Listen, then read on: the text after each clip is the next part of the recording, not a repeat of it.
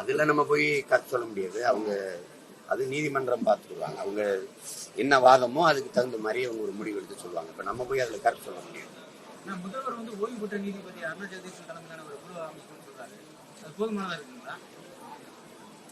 அதெல்லாம் வந்து இதுல எனக்கு கருத்து வேற மாறுபட்ட கருத்து. இப்போ தூத்துக்குடி துப்பாக்கி சூட்ல 2 மாசத்துல நான் முதல்வரான பிறகு நடவடிக்கை எடுப்பேன்னு ஐயா சொன்னது.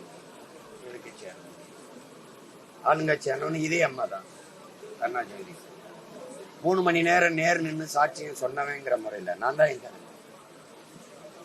ஒரு கட்சியை வழி நடத்துறாங்க, தலைமையேற்று வழி நடத்துறாங்கிற முறையில் நான் மட்டும்தான் 3 மணி நேரம் சாட்சியம் சொல்லியிருக்கேன்.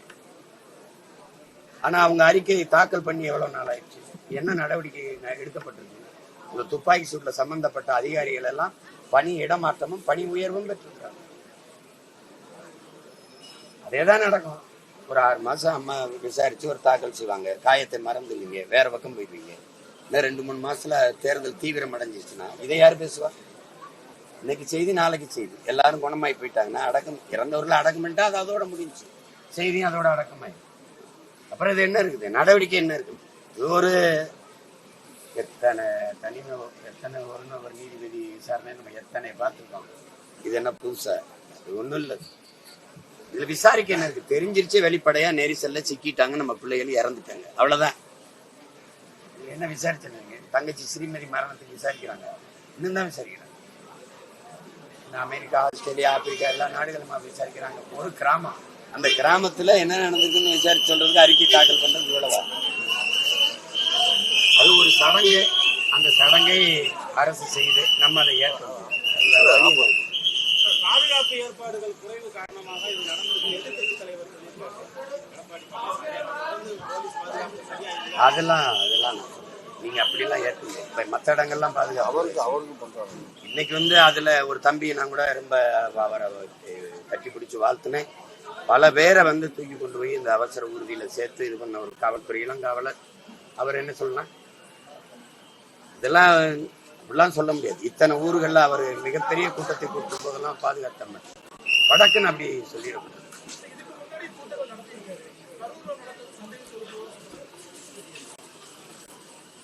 சந்தேகம் இருக்குன்னா அந்த சந்தேகத்தை இப்பதான் விசாரிக்கிறாங்கல்ல, தெரிய வந்துடும். நம்ம போய் எல்லாத்துக்கும் கருத்து சொல்லணும்னு சொல்லிட்டு இருக்கூடாது.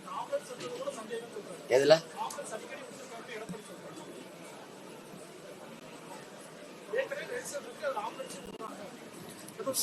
எனக்கு சொன்னது என்னன்னா, ஏற்கனவே ஒரு பகுதியில மயங்கி விழுந்த அந்த கூட்டத்துல வந்த ஒருத்தரை தூக்கிட்டு போன அவசர ஊர்தின்னு தான் எனக்கு சொன்னாங்க. அது நம்ம இப்ப எங்க கூட்டங்கள்ல எல்லாம் அவசர ஊர்தி வரும், கோபம் தான் வரும். ஆனாலும் அதை ஒன்றும் பண்ண முடியாது. எங்க பிள்ளைய அழகா விலகி வெளிவிடுவாங்க, நமக்கு இது நடக்கிறது தான். ஆனாலும் அது எல்லாமே சும்மா விடுறாங்கன்னு சொல்ல முடியாது. ஒருவேளை உயிருக்கு ஆபத்தான நிலையில காயம்பட்டவர்கள் இருந்திருந்தா நம்ம ஒன்றும் பண்ண முடியாது.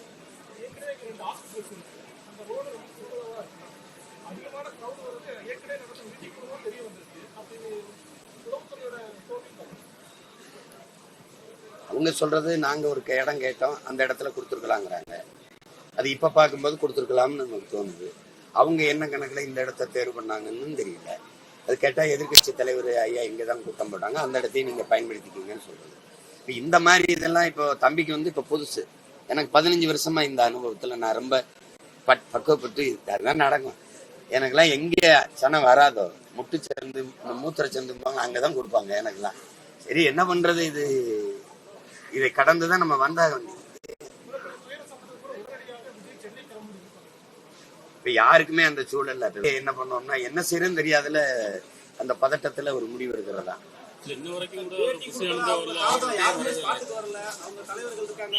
அடுத்த கட்ட 2ஆம் கட்ட தலைவர் இருக்காங்க, அவங்களும் யாரும் இது வரைக்கும் இவங்க வந்திருக்கலாமே சார். இது வரைக்கும் நடந்தது எல்லாமே ஒரு திட்டமிட்ட சதி அப்படின்னு இல்ல, திட்டமிட்ட சதின்னா அதை நம்ம வந்து சான்றுகளோட நிரூபிக்கணும். நம்ம பேசும்போது அந்த வலியில வேதனையில ஒரு வார்த்தையை நம்ம சொல்லுவோம். இப்ப அவங்க தரப்புல பார்த்தா அவங்க சொல்றது சரின்னு படும், அரசு தரப்புல வேற ஒரு காரணம் சொல்லுவாங்க. இப்ப இந்த நேரத்துல வந்து அதை விவாதிச்சுக்கிட்டு இருக்கிறது வந்து சரியானதா இருக்காது. ஏன்னா நம்ம 1-2 உயிர் இல்ல 40 உயிர் கிட்ட நம்ம இழந்திருக்கோம். அந்த அவங்க இழந்தவர்கள் குடும்பத்துல ஒருத்தனா நின்னுதான் நீங்க இதை பாக்கணுமே ஒழிய இது போய் கருத்து பேசிட்டு ஏற்கனவே காயம்பட்டு இவங்க பாரு என்ன பேசிட்டுக்கலாம்னா அந்த சாவு வீட்டில் நின்று பார்த்தீங்கன்னா அந்த சாவு வீட்டில் இருக்கிற ஒரு மகனை நான் பார்த்தா ஐயோ ஐயா என்னையா பேசிட்டுருக்கீங்கன்னு வரும். அந்த மனநிலையை தான் நீங்கள் இதில் பார்க்கணும். இது வரலாம், தம்பி வரலைனாலும் மற்றவர்களை வருவாங்க, வர சொல்லுவோம். சரி, மற்றவங்களை தம்பி குஷியானந்தையோ ஆதவையோ வந்து பாருங்க யாருன்னு சொல்லுங்கன்னு சொல்லுவோம். அது செய்வாங்க.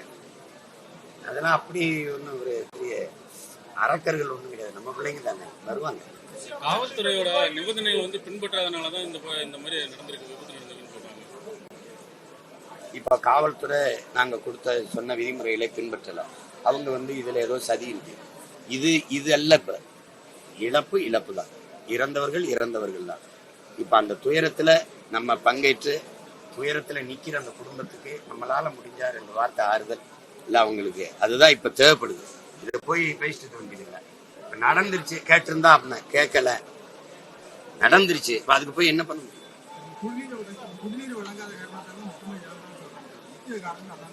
குடிநீரை அரசு வழங்க முடியாது. குடிநீரை அரசு அத்தனை பேருக்கு வழங்க முடியாது. அதாவது நம்ம பிள்ளைகள் எடுத்துட்டு வந்துடணும். விளங்குதா நான் சொல்றது? இப்ப கூட்டத்துல எந்த தண்ணி இருந்தா கூட அங்க நிக்கிறவருக்கு எப்படி போய் கொடுக்க முடியும்?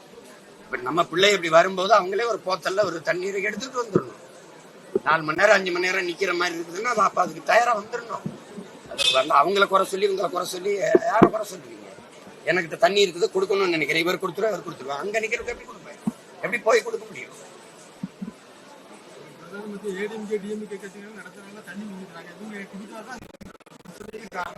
சரி, அது ஒரு பிரச்சனை. இப்ப இது ஒரு படிப்பணி ஆயிடுச்சுல. இனி வருங்காலங்கள்ல நம்ம பிள்ளைகளே தண்ணீரோட வந்துடணும். இல்லைன்னா தண்ணிக்கான இந்த வசதி செய்யணும். அது ரொம்ப அடர்த்தியில அதிக கூட்டத்துக்குள்ள போய் இதை செய்ய முடியாது, யோசிக்க முடியாது. கையை நீட்டி கூட ஒருத்தருக்கு பக்கத்துல கொடுக்க முடியாதுன்னா இதை பேசிட்டு இருக்க முடியாது. இப்ப அது நடந்துருச்சு, இது நடந்துருச்சு, இது ஆய்வு செய்யறதுக்கான நேரம் இல்லை. நடந்துருச்சு, செத்துட்டோம். இப்ப அது பேச்ச இனி ரொம்ப கவனமா இருந்து கால் எடுத்து வைக்கணும். அதான் முக்கியமானது.